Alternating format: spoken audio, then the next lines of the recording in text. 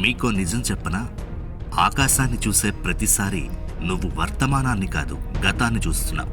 ఊహించుకోండి, 50 million light years దూరంలో ఎక్కడో ఒక గ్రహంపై ఉన్న ఏలియన్లు ఒక శక్తివంతమైన టెలిస్కోప్తో భూమి వైపు చూస్తున్నారు అనుకుంటే వాళ్ళకి మన నగరాలు కనిపించవు, మనుషులు కనిపించరు. కానీ వాళ్ళు చూస్తుండేది భూమిపై తిరుగుతున్న డైనోసార్లను కావచ్చు.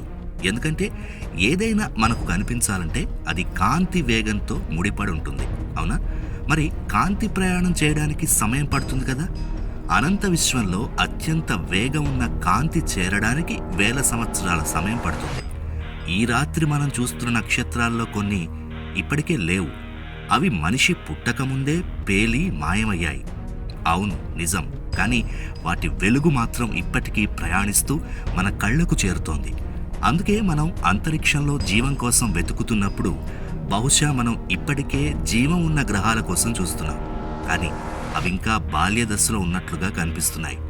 ఎందుకంటే మనం వాళ్ళ గతాన్ని చూస్తున్నాం. ప్రతి నక్షత్రం ఒక పాత కథ.